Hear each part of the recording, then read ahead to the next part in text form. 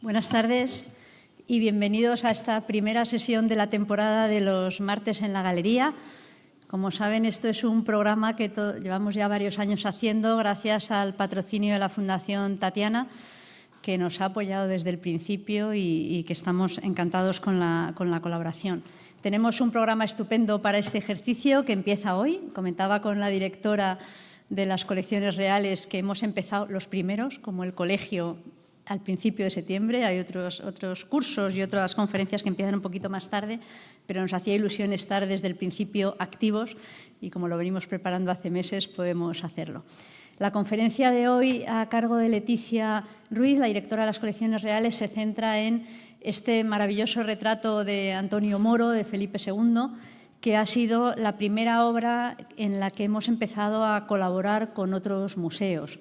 Leticia, como directora de colecciones reales y también directora de la galería, con este doble sombrero que tiene, propuso desde el principio esta experiencia de obra invitada, de colaborar con otros museos, de acoger en la galería piezas dentro del relato del museo que tuvieran sentido y que nos permite pues, intercambiar con otros museos relevantes de España y de otros países del mundo piezas y obras. Y este primer préstamo del Museo de Bellas Artes de Bilbao es una delicia. Espero que lo hayan visto y si no les animo a que bajen a la planta de los Austrias porque recibe maravillosamente el área del ámbito de Felipe II y además pone de manifiesto la relevancia de este monarca en la constitución de las colecciones reales.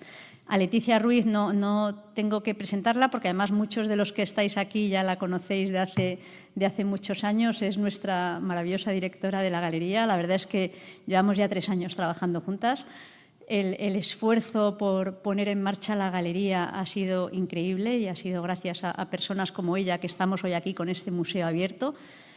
Y creo que el esfuerzo de racionalización y la propuesta museográfica de Leticia en los últimos años, que es la que ahora podemos ver en la galería, es un privilegio, ¿no? Yo creo que el conocimiento del arte, de la historia y de cómo se cuentan las cosas, que son 2 cosas muy importantes, que tiene Leticia es único, ¿no? Entonces, bueno, muchas gracias, Leticia. Te escuchamos. Estrenamos también hoy prácticamente esta pantalla gigante. Los que hayan estado en algunas otras conferencias ven que hemos mejorado los medios audiovisuales gracias al equipo de la galería y esperamos tener todo un ciclo de conferencias maravilloso. El martes que viene a las 6:30 también nos acompañará Miguel Zugaza, el director del Museo de Bellas Artes de Bilbao, como saben, anterior director del Museo Nacional del Prado, que nos va a hablar de arte de Bilbao, de museo y de la reforma del Museo de Bellas Artes, que será también otra oportunidad. Ya aprovecho que estoy aquí para contarlo.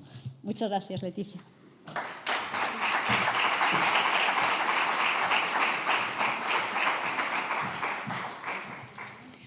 Buenas tardes a todos.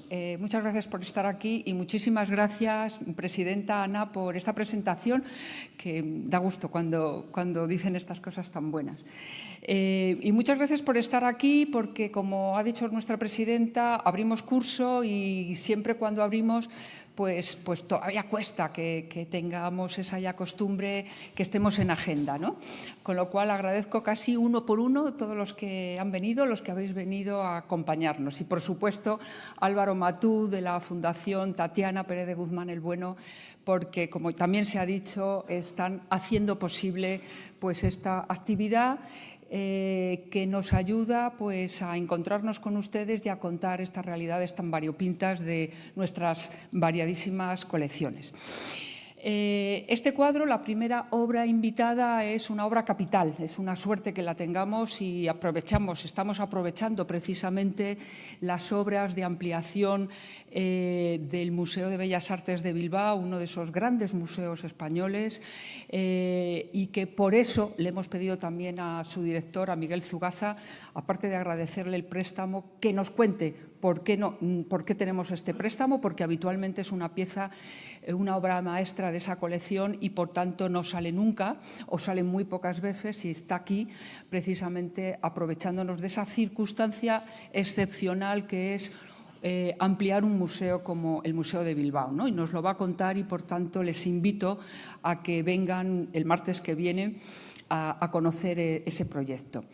La verdad es que este cuadro, que forma parte de las colecciones de Bilbao desde el año 92, en que se puso a la venta por el conde Spencer, el que fuera padre de la malograda princesa Diana de Gales, pues había permanecido en las colecciones británicas, en las colecciones Spencer. No sabemos muy bien desde qué fecha, ni sabemos muy bien por qué este cuadro, este retrato del rey estaba en esa colección, pero sí que tuvo la suerte España de que en ese año 92, cuando se pone a la venta, se adquiera para una colección, y en este caso una colección importante como es el Museo de Bilbao. Esto se ha adelantado un poquito, la verdad. Bueno, pero ahora vamos a llegar. Lo que voy a contar en estos minutos, no quiero llegar a la hora precisamente para que luego, si quieren, tengan algún poquito de tiempo para hacer alguna pregunta o alguna consideración. La verdad es que cuando lo pusimos, pues la verdad es que Miguel Zugaza dijo una frase que nos gustó mucho. Dice, parece que ha vuelto a casa. Y es verdad, bueno, pues nos falta en la galería un gran retrato de Felipe II. No son fáciles encontrar retratos de este porte. Y realmente la figura de Antonio Moro suma más. Es decir, estamos ante un gran retrato del futuro Felipe II, en un momento de presentación en sociedad, como fue este momento, con sus 22 años, como señala la inscripción que tiene en el ángulo superior derecho, y además retratado en un momento fundamental en la construcción del retrato de corte. Y no es un momento cualquiera, es un retrato que se realiza aproximadamente entre el año 1549 aproximadamente, en un momento en el que hay otros pintores, pero básicamente Moro y el gran Tiziano, los dos grandes retratistas de la escuela veneciana y de la escuela flamenca, están tratando de construir una idea sobre cómo los Habsburgo principalmente se querían presentar al mundo. Es la dinastía más importante de Europa y realmente están construyendo una imagen. No era la primera vez que se retrataba a un príncipe, a una infanta, a un rey, pero sí que es verdad que es un momento, como digo, muy, muy importante. Vamos a ver. Aquí le tenemos en la presentación, en la galería. He tratado, pero no he conseguido ninguna buena imagen porque está colocado en un sitio muy bien pensado y si ya lo han visto lo recuerdan y si no les sugiero que vuelvan a verlo. Está justo enfrente de la armadura que precisamente por su matrimonio con María Tudor, un poquito después de este retrato, la armadura que le regala su padre a propósito de cuando le regala también o le adelanta su condición de rey de Nápoles para que se case con una igual, que se casa con una reina, la reina de Inglaterra, y realmente en ese traje a medida, como dice Álvaro Soler, el jefe de la armería, que era una armadura, pues apreciamos en ese hueco que nos deja la armadura las dimensiones del monarca. Realmente un hombre bajito, bien proporcionado, como nos dicen los textos de la época, pero cuando tenemos enfrente este hombre con esta apostura, con esta forma de presentarse, comprendemos que un retrato era muchísimo más que reflejar los rasgos, la fisonomía de un rostro. Esa era una condición sine qua non, pero lo que se le pedía a un retratista de corte era reflejar un parecido físico y también una forma de gobierno, una forma de estar y al mismo tiempo retratar a la dinastía. Un poquito lo vamos a ver en este ratito que vamos a pasar juntos, ¿no? Entonces, bueno, siento no haber tenido, porque no era fácil retratar las dos cosas a la vez, pero les sugiero que hagan ese ejercicio en algún momento, ¿no? Ese cuerpo verdadero que nos refleja la armadura y este especial retrato del príncipe. Hasta ese momento había habido retratos, claro que sí, retratos de mucha índole. Los retratos todavía de reminiscencia medieval eran retratos en los que normalmente el personaje aparece, bueno, pues en una escena religiosa. Aquí lo que hacen, y sobre todo en el entorno de los reyes católicos, cuyas estrategias familiares pasaban precisamente porque sus hijos sirvieran de peones de las relaciones internacionales vía matrimonios, pues la necesidad de los retratos era muy clara, ¿no? Aquí vemos dos retratos de la reina, dos retratos, uno del Museo del Prado, posiblemente de Antonio Inglés, no estamos muy seguros, se han sugerido otros nombres, Citeaux, Flandes, pero realmente parece que es de otro pintor muy interesante, Antonio Inglés. Y otra obra maestra que tenemos en la galería, que es uno casi de los retratos casi finales de la apariencia de la reina, poco antes de morir, ¿no? Y vemos cómo es un retrato flamenco. Los pintores flamencos, precisamente por su ductilidad a la hora de retratar con un dibujo lineal muy trabajado, muy estudiado, eran perfectos a la hora de reflejar la verosimilitudine, el parecido físico. Y se concentraban especialmente, como vemos en estas dos efigies, en bustos, busto corto o solo cabeza. Normalmente estas piezas estaban asociadas, pues, dípticos o trípticos con alguna escena religiosa. En ambos casos debió de ser así, porque sabemos que el retrato de las colecciones reales de la reina tiene una ampliación y en el caso del ejemplar del Prado también. Pero vemos un poco las estrategias. Una joya, una pequeña joya que tenía alguna relación con la familia y una indumentaria normalmente pues muy importante, pero al mismo tiempo discreta. También Juan de Flandes va a proporcionar esos retratos dentro de escenas religiosas, en los cuales, bien en la pequeña imagen que corresponde al extraordinario políptico de Isabel la Católica, pues vemos, que también está en la galería, vemos a la propia reina formando parte de ese milagro que refleja la entrega el milagro de los panes y los peces que vemos en primer término a la reina. Y también en una gran obra maestra del periodo final, ya realizado para la Catedral de Palencia, esta maravillosa crucifixión en la que con la ciudad de Granada al fondo, una ciudad que se incorpora como último gran ámbito al Gobierno de Castilla, y estamos viendo también esa representación de la reina, que a pesar de que ya ha muerto en esta época, porque esta es una obra bastante tardía del pintor, a principios del 16, 4 años después, del año 8, del año 10, todavía está presente en la cabeza del pintor. Y, por supuesto, las hijas. He podido traer algún ejemplo, pero estos son los dos más cuidados ejemplos también de Juan de Flandes, retratando pues, a dos infantas. Aunque no tenemos muy clara la que se guarda en el Thyssen, posiblemente sea Catalina de Aragón, y la que está en Viena parece que es Juana de Castilla. Ahí he puesto Juan, pero bueno, Juana de Castilla, evidentemente.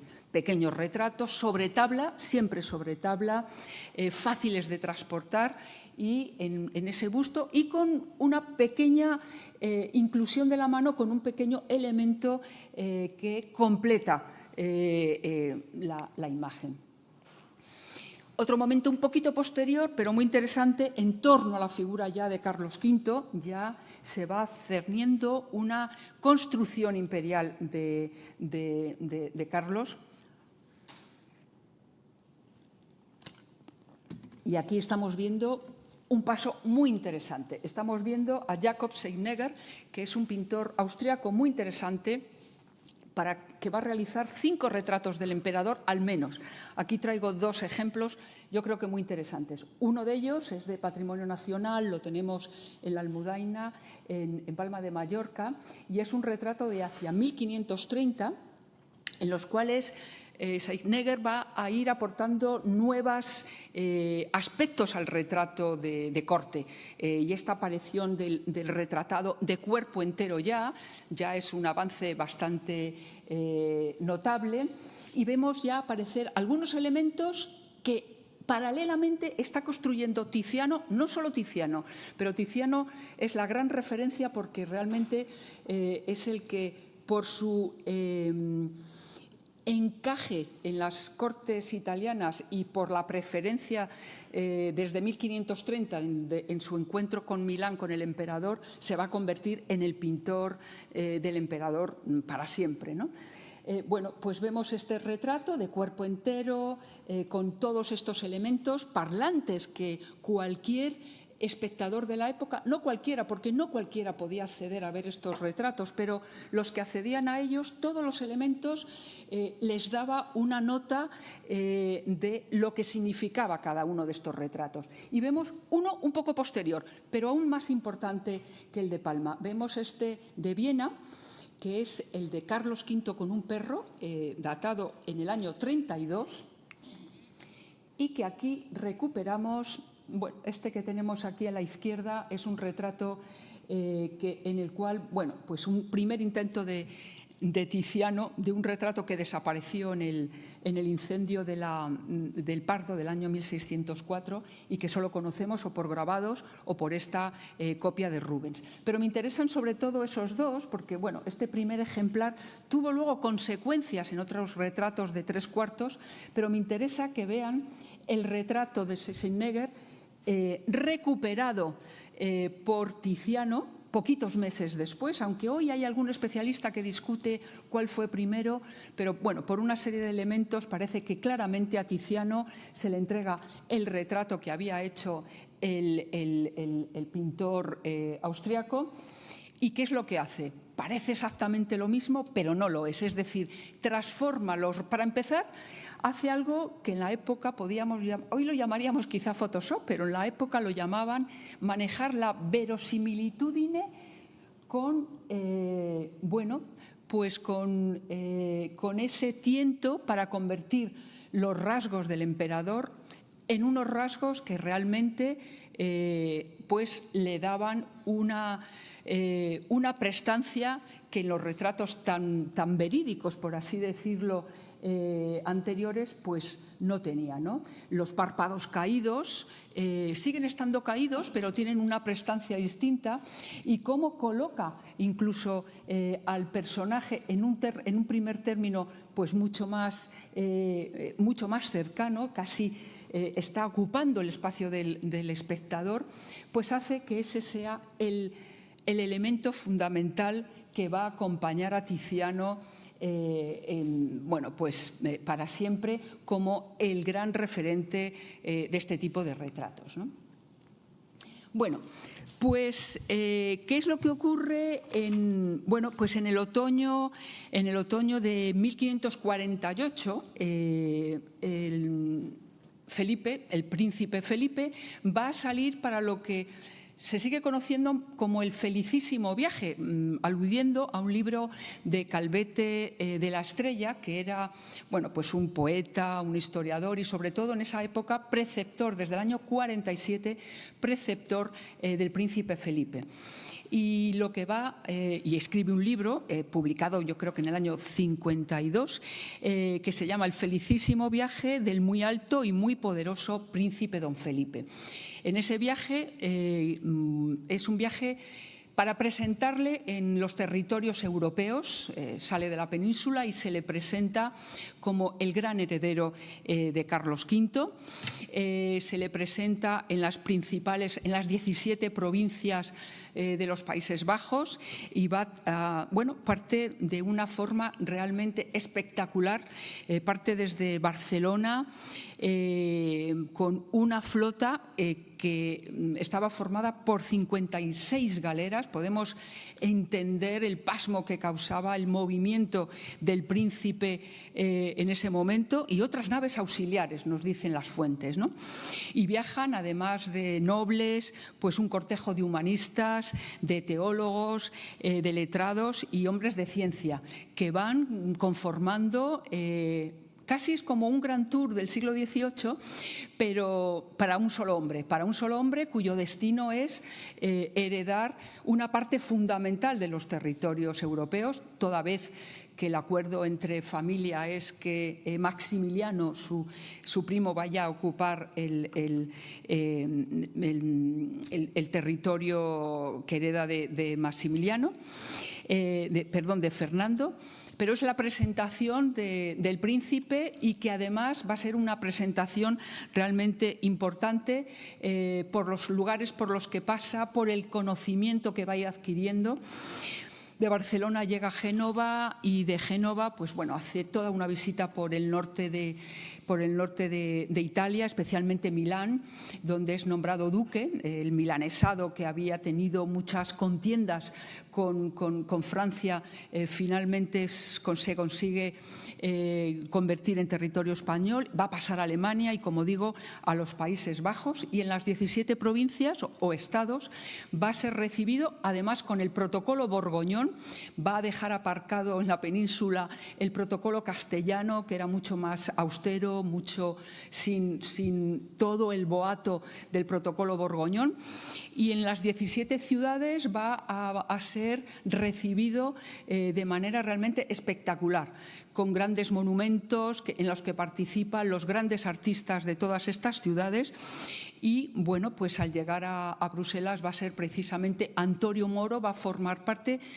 Creo recordar que eran 56, 58 artistas que son convocados para hacer esa entrada solemne del príncipe español, ¿no? Y bueno, pues en ese contexto, como digo, pues va a tener la oportunidad de ser retratado tanto por Moro como poco después también por Tiziano. Y aquí esto es muy interesante porque entre estos dos pintores van a ir vertebrando el cómo y la forma del retrato que va a adquirir, o sea, el retrato de corte de los Habsburgo españoles, de los Austria españoles. Realmente vamos a ver quién es Moro. Hay que decir que en la Biblioteca de Palacio tenemos, quiero recordar, que 2 ediciones originales de este felicísimo viaje del año 52. Bueno, aquí les presento a Moro, que como, bueno, tenemos como al menos 4 autorretratos de él, pero este es uno de los más tardíos, va a morir un poquito tiempo después. Y aquí le vemos con los otros 2 nombres con los que a veces se le puede reconocer, Antonis Mor o Anton van Darkhorst.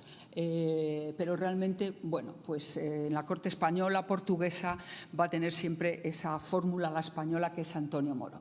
Y este estupendo autorretrato pues aparece con su condición de pintor, evidentemente, pero como un caballero. Le vemos vestido con un jubón de seda en el cual pues él mismo se está retratando como, bueno, pues como lo que los grandes artistas que trabajan para el rey tienen esa pretensión, ser caballeros. Y de hecho, el papelino que aparece en el caballete, en el lienzo que tiene en el caballete, aparece su condición de pintor del rey de España, ¿no? Bueno, y aquí le vemos aquí vemos a su maestro. Esto es muy importante, conocer que su maestro es Jan van Scorel, que es un pintor muy, muy interesante. A su derecha ven el retrato que le va a hacer Moro. Moro empezó a ser, bueno, pues un aprendiz, luego fue un colaborador y finalmente fue un amigo.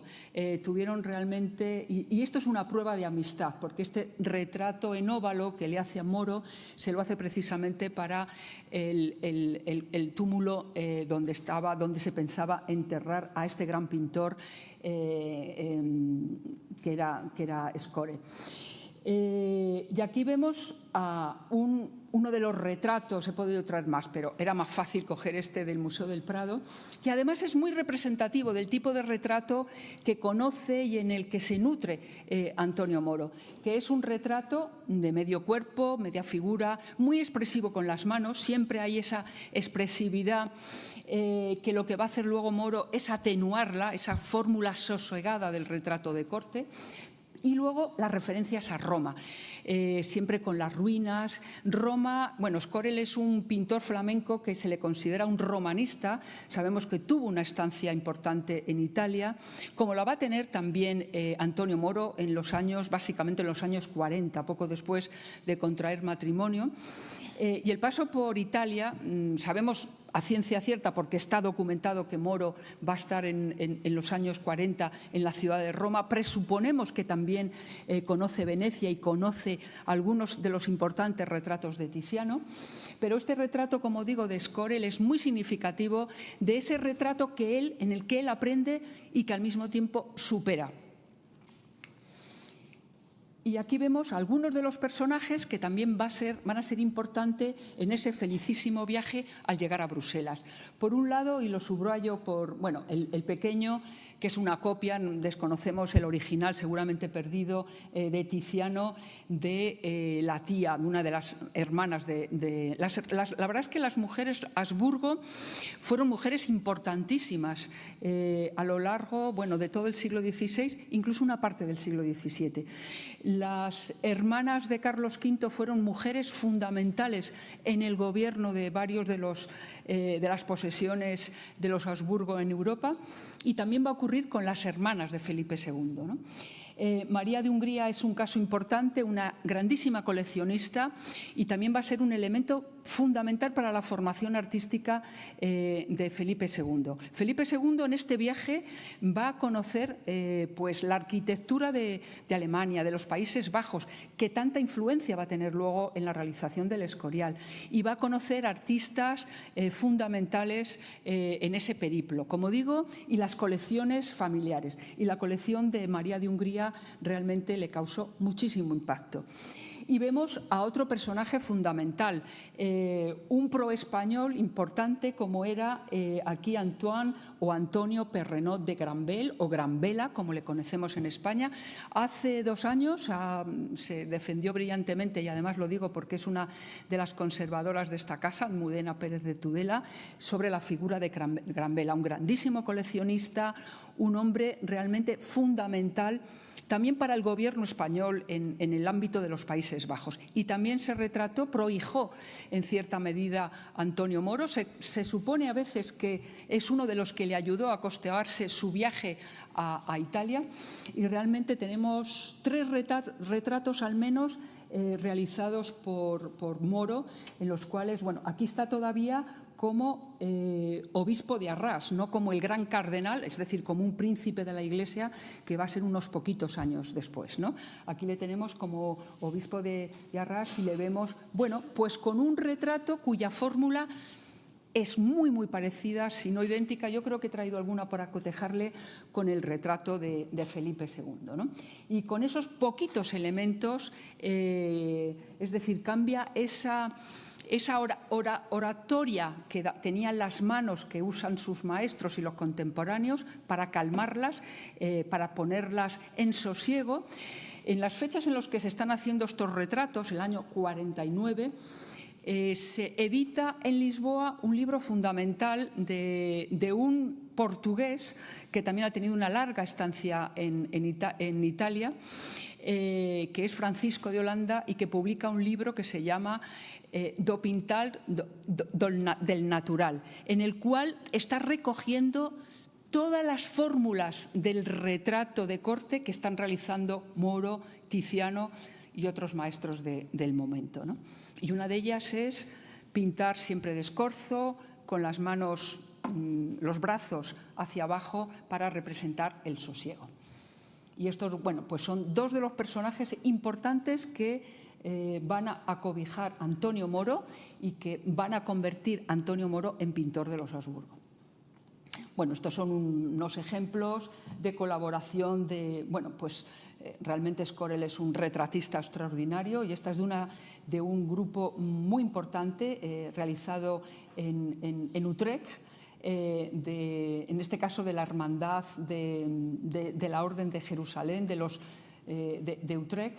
Y aquí, pues bueno, ya se va apreciando la colaboración de Moro con su maestro, y estos son, en este caso, son 2 canónigos ya del año 44, ya realizados por Antonio Moro, ¿no?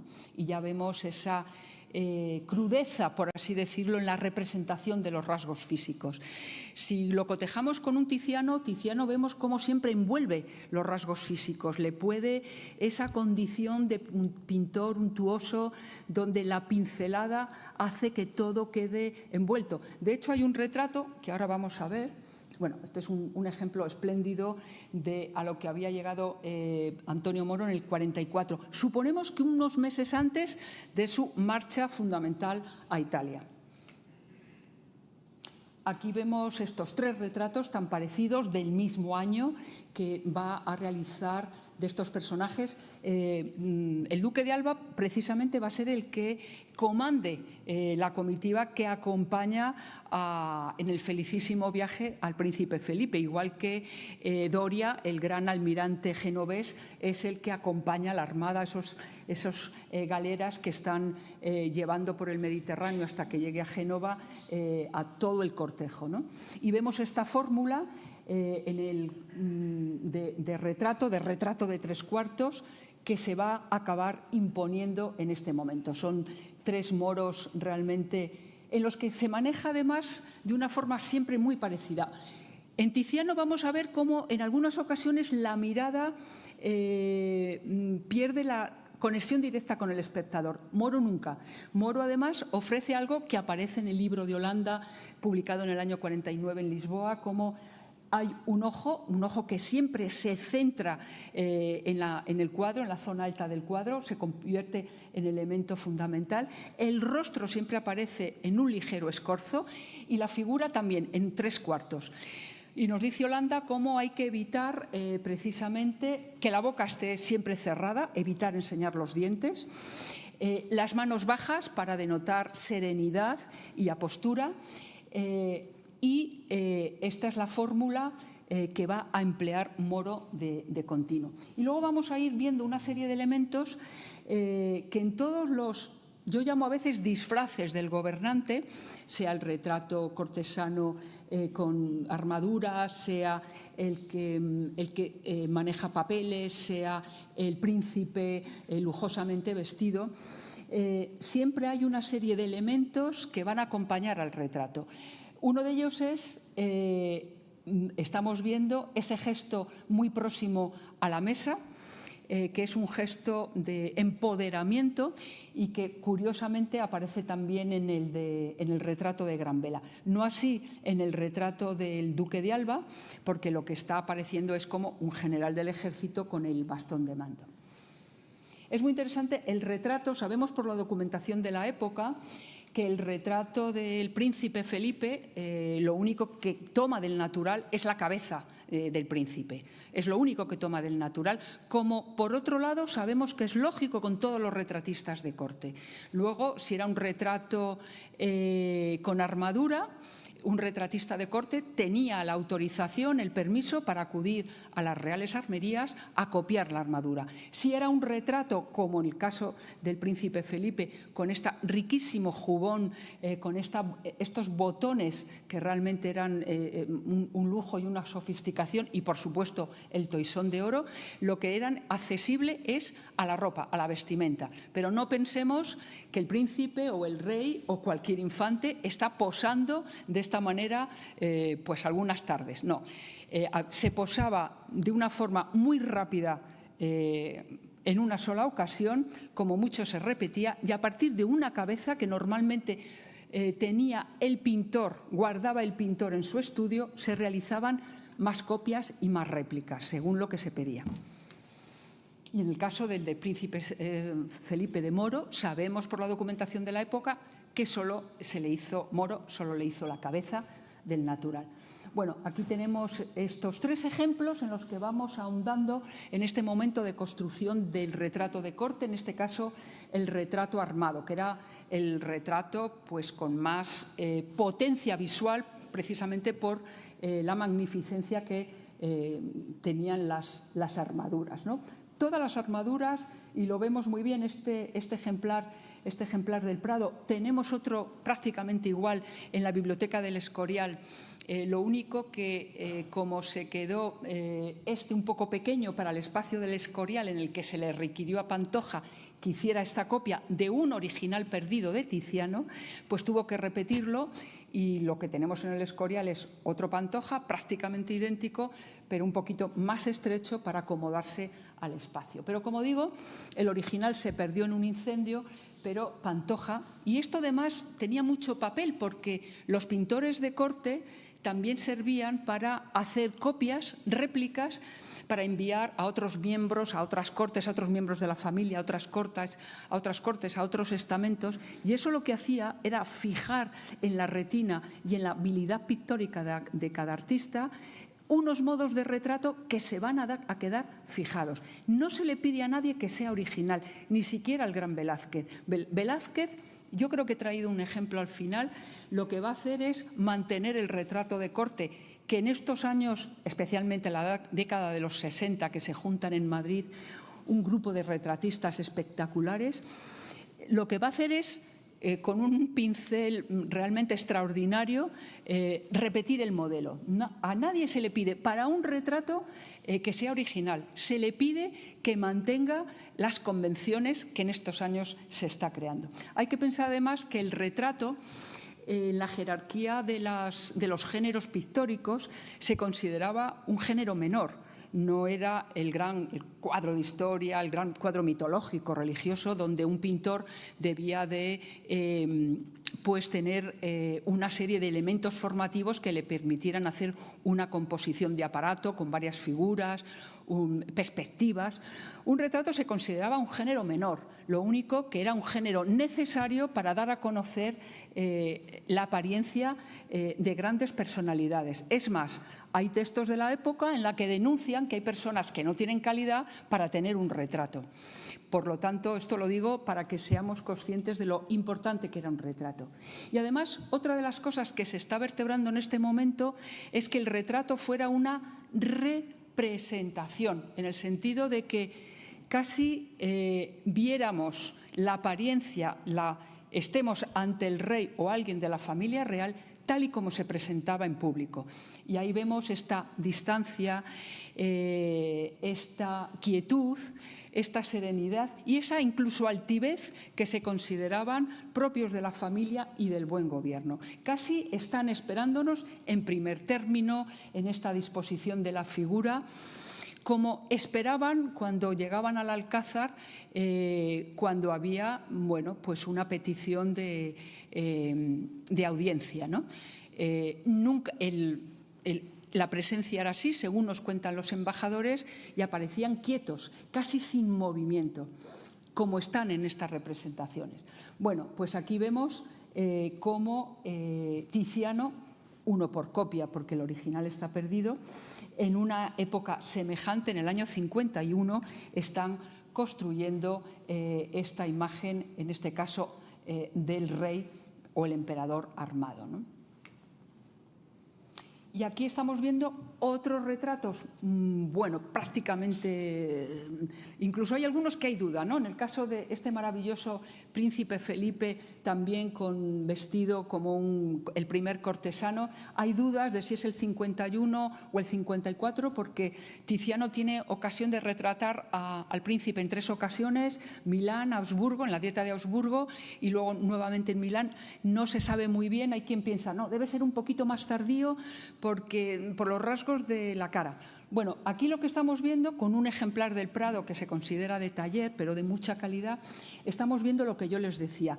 Lo que ha hecho Tiziano clarísimamente es una cabeza, y esa cabeza se queda en el taller para que tanto él como los miembros del mismo estén manejando estas fórmulas de retrato. Y al mismo tiempo se están codificando también las dimensiones y los formatos de los retratos, sea para parejas, sea los de 3/4. Los de 3/4 o media figura normalmente van a conformar luego series familiares, como la que se conforma en el Palacio del Pardo, la que he advertido yo que se queman en el incendio de 1604.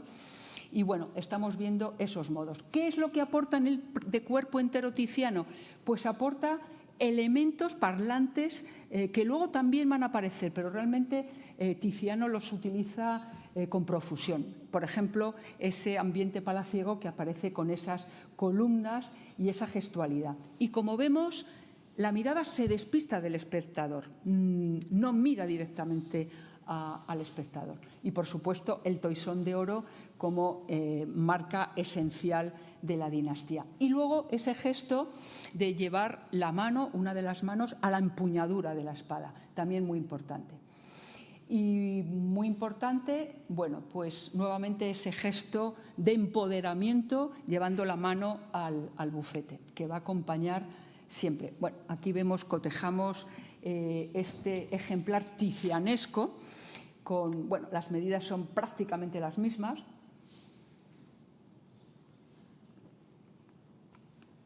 Y otro elemento muy importante, muy importante también. La pintura flamenca va a manejar el soporte de tabla durante mucho más tiempo. Venecia va a ser precisamente uno de los ámbitos donde se va a introducir el uso de los lienzos de una forma, bueno, pues de los primeros ámbitos, desde luego en Italia, que empiezan a trabajar sobre lienzo, mientras que la pintura flamenca van a trabajar sobre tabla, especialmente roble, aunque no solo, durante bastante tiempo. Y especialmente todavía en estos retratos de 3/4. Por eso el que tenemos ahora, que viene de Bilbao, pues está pintado sobre, es una tabla de roble, y ya en los ejemplares de Tiziano todos son pinturas sobre lienzo. Pero vemos los mismos elementos, vemos la mirada huidiza en el ejemplar de Tiziano y vemos esa fiereza con la que aparece. Bueno, dicen algunos de los testigos que asistieron a las entradas solemnes en las 17 provincias del felicísimo viaje que parecía un joven altivo, un joven altivo. Yo no sé si a él le hubiese parecido algo feo o realmente le hubiese agradado ese calificativo, ¿no? Pero es esa altivez que podemos ver, he traído algunos de los ejemplos familiares, y que era marca de la casa, realmente, ¿no? Y bueno, le vemos con ese extraordinario vestido, ese jubón negro sobre blanco, la espada como un elemento siempre presente, y luego los tradicionales guantes de cuero que se trabajaban, que a veces se citan guantes de ámbar, y era porque con la piedra de ámbar se trataba el cuero y daba, bueno, aparte de que la piel tenía luego una delicadeza y era enormemente suave, generaba un olor muy agradable. Y era uno de los regalos de corte, los guantes de ámbar, característicos. Sabemos, por ejemplo, en el inventario de la princesa Doña Juana, que entre otras joyas y otros regalos tenía tenía modelos de las manos de sus familiares para la fabricación de guantes y guantes también para regalar. O sea, y vemos muy frecuentemente ese tipo de pieza. Bueno, aquí vemos enfrentados el otro tipo de retrato, que es el retrato de armadura. Hemos visto el del príncipe Felipe. Lo hemos visto con todos esos elementos que, aunque muy sutilmente aparecen en el retrato, la columna, hay que recordar además que los Habsburgos se consideraban emparentados con Hércules y por tanto la columna tenía un doble significado, tanto en la referencia palaciega como esa referencia mitológica. El bufete, y en el bufete apoyado, en este caso la celada y el guante también, que conforma, bueno, pues esa forma, esa gestualidad que todos entendían bien, y esa forma también de establecer, de colocarse las piernas, y siempre con ese escorzo y esa iluminación frontal. Es muy curioso porque una de las cosas de la iluminación frontal, Tiziano la manejó perfectamente. En el caso de Moro, precisamente por esa forma de dibujar y esa precisión flamenca que tenía, también buscaba una sombra que dibujara perfectamente el contorno de la nariz, que en el caso de Doña Juana yo creo que le dio algún problema. Vemos este espectacular retrato de Antonio Moro que conservamos en el Escorial, realizado con motivo de la celebración del triunfo en la batalla de San Quintín contra los franceses, y vemos pues cómo está Moro realizando bueno, pues es casi fotográfico a la hora de reflejar todas las cosas. Tiziano también, pero es muy curioso porque cuando recibe este ejemplar Felipe II, ya de regreso a España, dice: es un gran cuadro como corresponde a un gran pintor, pero también se le nota la prisa con que lo hizo, que si estuviera aquí le mandaría que lo rehiciera. Es decir, ¿qué es lo que está viendo Tiziano? Bueno, pues está viendo que esta concreción milimétrica de Moro, en el caso de Tiziano, se pierde dentro de lo que es esa capacidad sustantiva que tiene Tiziano para pintar, ¿no? Y es muy curioso porque Felipe II lo entendió de tal manera que supo diferenciar muy bien qué tipo de retratista quería para estas efigies y cómo Tiziano le gustó especialmente para la pintura religiosa y especialmente para los desnudos. Todo ese gabinete de desnudos espectacular que llevó al Palacio del Pardo, su preferido era Tiziano, porque Tiziano era el que sabía envolver, el que sabía convertir la carne en un festín cromático y sensorial que realmente pues eran muy gratos a los ojos del rey. Mientras que el retrato se conformó ya no solo con Moro, sino con los discípulos, principalmente el español Alonso Sánchez Coello, en la fórmula que prefirió el monarca. Bueno, retratos que está haciendo en España en ese mismo momento, los que ejercían la regencia, Maximiliano y la hermana del rey, o la hija del emperador, María de Hungría, en dos retratos que son, como digo, ¿quién fue primero? Tiziano, Moro. Es una discusión, yo creo que baladí, porque yo creo que están trabajando en la misma línea, pero con una resolución pictórica, como he dicho, muy distinta. Pero es muy interesante porque estos dos retratos van a conformar también la fórmula de representar las parejas reales. Retratos que servían muy bien para colgado uno a uno, tenían todo su significado, pero colocados, afrontados como están aquí, servían para emparejarse convenientemente. Como he puesto este ejemplo un poco posterior ya de Pantoja de la Cruz con Felipe III y Margarita de Austria, pero vemos que es la misma fórmula, ¿no? Servían para colgarse individualmente y colgados de esta manera funcionaban. Nunca se les representaba juntos. No, entre otras cosas porque la mortalidad de las reinas era mayor y esto servía para hacer un caje pues muy adecuado, ¿no? Aquí vemos cómo también entre el año 51 y el año 53 a Moro se le va a pedir que viaje a las Cortes de Lisboa y de Madrid para ir retratando a los miembros de la familia real, tanto en Lisboa como en la Corte española. Y va a ejercer unos trabajos extraordinarios por muchos motivos. Bueno, pues aquí vemos a la hermana pequeña del emperador, Catalina, reina de Portugal. Le vemos con un abanico, la boa grasa, un abanico. Los abanicos es uno de los grandes aportes también a estos ajuares que aparecen para las mujeres en los retratos femeninos. Y en el caso de otra infanta portuguesa, en parte española, como es la infanta María, aparece con un leque, que era el abanico que actualmente utilizamos y que era de caballeros en China y en Japón, ¿no? Y que es otra que viene. Finalmente se impone el leque en las tradiciones, pero el boa grasa pues, es bastante habitual. Curioso porque Moro nos está ofreciendo incluso una mosca, pinta una mosca ahí en ese pañuelo para significar esa condición realista que tiene muy claramente. Aparece también con otra tradición muy de la corte portuguesa que yo creo que impone Catalina, que es todos los anillos que van a lo largo que se coloca en todos los dedos, ¿no? Vemos también cómo aparecen los mismos guantes, que lo llevan las dos mujeres, y vemos dos fórmulas. La de la mujer que gobierna, que está junto a un bufete y aparece con un papel al lado y que para el espectador de la época significaba el poder que tenía la reina, en este caso Catalina, y el retrato sedente, que es otra fórmula de retrato que también va a acuñar Tiziano, pero realmente en Moro vamos a encontrar muchos ejemplos.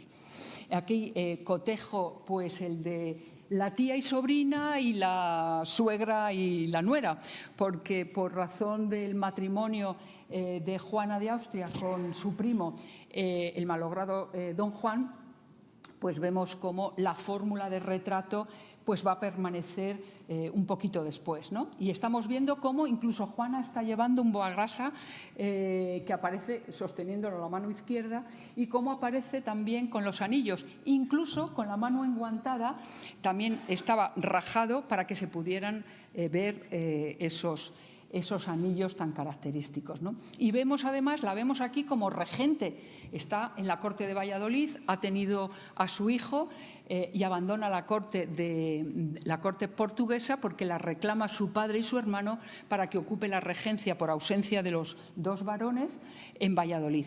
Y es muy interesante porque se hace retratar por Sánchez Coello y coloca la miniatura del retrato de su hermano con la gorra que se hizo, un retrato que se hizo bastante popular en la representación que le hacen como rey de Inglaterra, y aparece con esa fórmula. Bueno, y aquí vemos cómo es la fórmula que va a preferir una vez viuda pues la princesa Juana en todos sus retratos, ¿no? El imponente retrato de Moro del año 1560, el que le hace poco antes, y para mí es un retrato capital también de Bilbao, porque ese retrato es el que sin duda, esa fórmula de cómo quiere aparecer una vez que enviuda, es la fórmula que va a preferir ella en todos los retratos posteriores. La va a retratar Sánchez Coello, el que para mí es el primero de esos retratos, la va a retratar así Moro, de cuerpo entero, y con esa realmente casi está esperándonos que le digamos para qué hemos solicitado audiencia, ¿no? Con esa fórmula esbúrgica de representación, o el que aparece uno de los que aparecen en las descalzas reales también de Sánchez Coello, con uno de los perros, regalo de su suegra traído desde Portugal, pero la vemos con una fórmula de retrato muy parecida y que se va a establecer como un retrato que va a tener también una larga tradición en el resto de las mujeres, ¿no? Bueno, aquí vemos ese retrato sedente con el antecedente. Por un lado está el retrato de Moro y un poquito anterior el retrato de Tiziano, que hace de la emperatriz, ya muerta la emperatriz, muere en el año, me parece que en el año 36, y es cuando su esposo Carlos V se da cuenta de que no tenía ningún buen retrato de su esposa, y entonces le escribe una carta que se cita siempre porque es maravillosa a Tiziano. Le dice: le mando esta pequeña miniatura y mis recuerdos de cómo era la emperatriz para que haga un retrato de ella. Y cuando llega el primero, que no es este, es un retrato que solo conocemos ya por una estampa porque también se quemó en el incendio, le dice maravilloso, pero le pide que retoque la nariz, porque entonces es un retrato que se hace con las diestras manos del mejor retratista del momento y los recuerdos que tiene el emperador de su esposa, ¿no? Y como digo, bueno, es el retrato sedente que no va a tener una larga vida, pero va a tener algún ejemplo maravilloso como este Moro, excepcional, que se hace con motivo. Moro también tiene que viajar a Londres, está siempre al servicio del rey, y viaja a Londres para ofrecer este maravilloso retrato de la reina de Inglaterra, 11 años mayor que el apuesto joven que era entonces Felipe II. Y bueno, saben que ella se pretendía que se casara con Carlos V, pero bueno, la cosa al final quedó en esto. Y sobre todo que no quedó en este maravilloso retrato sedente de Moro, con toda esa, que tuvo un enorme éxito en Inglaterra. Hay muchísimas versiones, no de esta calidad, del retrato de María. Y quería hacer alusión, como no, pues a que también a Moro le debemos un antecedente fundamental, que es el retrato de esos hombres de placer, o locos, o bufones, como se les llamaba en la corte. Y realmente pues esta dignidad de apariencia, esta forma de aparecer también como una suerte de cortesano bien vestido, y con esta fórmula que luego Velázquez llevó a su máximo extremo, que es el que no aparezca ninguna referencia espacial, ¿no? La sola presencia, con la mínima sombra de la figura, construye el espacio.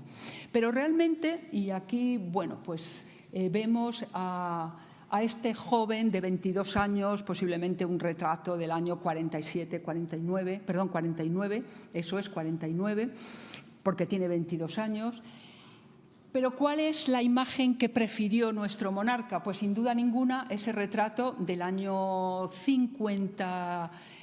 67, es decir, han pasado pues ni más ni menos que 20 años, y es el retrato en el que aparece con gorra alta y aparece vestido como, bueno, pues casi el primer funcionario del país, ¿no? Es decir, el hombre de papeles, el hombre que se sienta en el bufete y que aparece vestido de negro. No es un color de luto, es un color realmente de orgullo, porque España había traído el color, la planta desde América, y realmente era una resolución de negro realmente importante. Y aquí le vemos con nuevamente con el toisón, con un cordoncillo negro, y seguramente fue la imagen preferida del monarca. Todavía es un hombre apuesto que empieza a tener canas, con esta sencillez en el planteamiento, pero ya de una pintora, aunque este cuadro durante mucho tiempo se ha considerado obra del principal discípulo de Moro. Hoy sabemos que es de Sofonis Banguisola, y realmente, bueno, pues es el cotejo de estos dos grandes retratos con una fórmula muy parecida, con ese gesto de posar una mano, y la espada está presente, como no, la empuñadura, pero lo que está llevando también es el rosario en la mano izquierda. Y esa ausencia prácticamente de elementos arquitectónicos que fija en la propia presencia del rey todo lo que era el máximo del retrato de corte, que era representar la majestad áulica, que era esa cosa realmente etérea que debía provenir de la propia persona del rey y que solo los grandes retratistas podían hacer, Moro o, por supuesto, Tiziano o la gran Sofonisba. Y esta es la imagen que prefirió el rey, y aquí lo vemos en los retratos, en los últimos retratos, con 60 años, se guarda no he puesto el pie de foto porque me he acordado, digo, si me falta la de los Uffizi, ¿no? Que vemos cómo tiene todavía esas reminiscencias de la forma de presentarse de Sánchez Coello, los mismos guantes, el mismo gesto en la empuñadura, la misma esencialidad espacial y esa proyección de la sombra que ayuda a construir el espacio, el Pantoja de la Cruz de la Biblioteca del Escorial, que muchas veces se le conoce como el Felipe II Viejo, en los cuales pues Pantoja incorpora los elementos que había trazado tan maravillosamente Tiziano, los incorpora como elementos propios del retrato del rey. Y he querido ya avanzar como uno de los primeros retratos del gran Velázquez, que tuvo una tarde que se le concedió para cambiar la historia de la pintura, y el joven sevillano se le dio una tarde para en esa tarde trazar la cabeza del jovencísimo Felipe IV, y a partir de esa cabeza se convirtió pues en el pintor del rey y cambió la historia de los retratos, pero teniendo en cuenta todo lo que había sucedido hasta ese momento. Pues muchísimas gracias.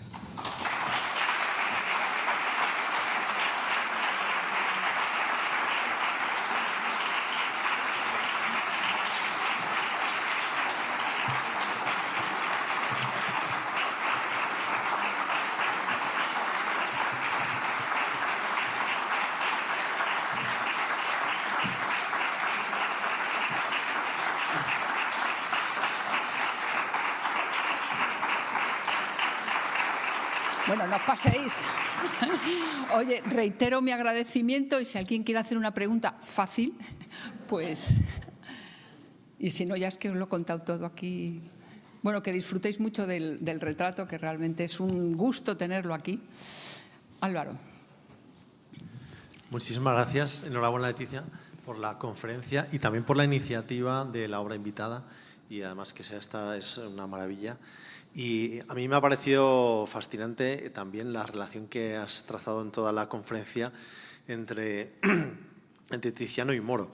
Y mi pregunta era simplemente si podíamos conocer algo más de si tuvieron relación, de si entre ellos tenían algún tipo de emulación, etcétera.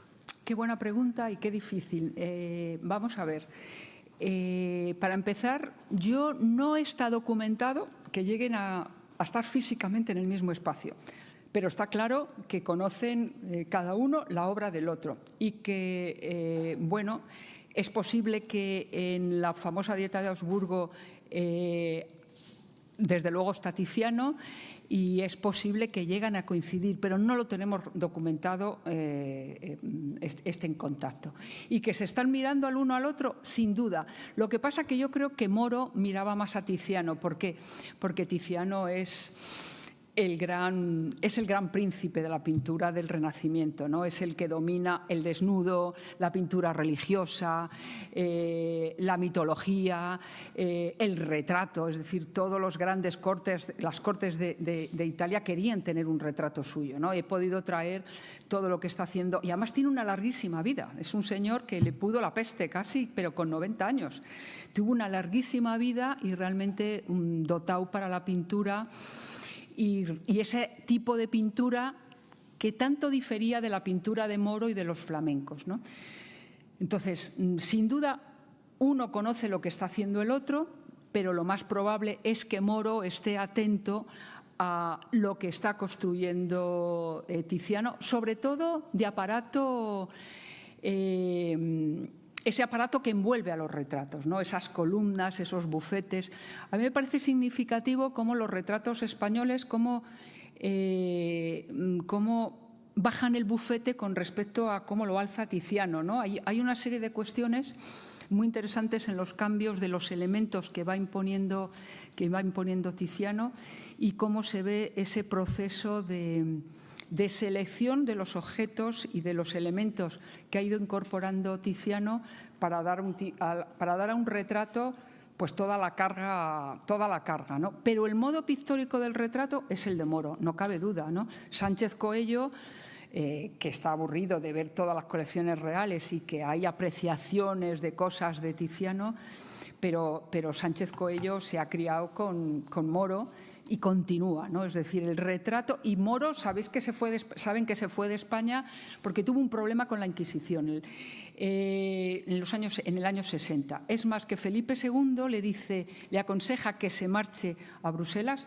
Moro había nacido en Utrecht, pero él se estableció en Bruselas y le dice que le recomienda que se marche de la corte española y que ya le llamará cuando sea conveniente para que él esté tranquilo. No regresó más. Es decir, no debió de quedarse nada tranquilo a pesar de que tenía el apoyo del rey, ¿no?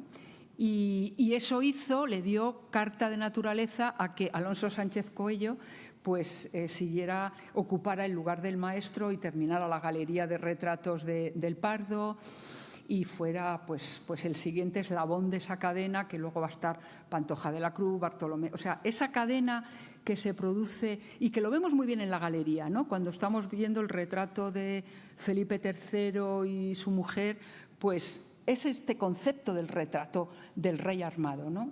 Improbable a todas luces con Felipe III, que amaba la vestimenta, pero yo creo que no se puso una armadura en su vida. Pero realmente pues era necesario porque era algo de prestigio, ¿no? Pero yo creo que el que miraba más era Moro a Tiziano. Prometo enrollarme menos si me hacéis otra pregunta. Bueno, pues insisto, muchísimas gracias y el próximo martes a las 6:30 venimos a escuchar a Miguel Zugaza, que seguro que va a estar fenomenal. Gracias.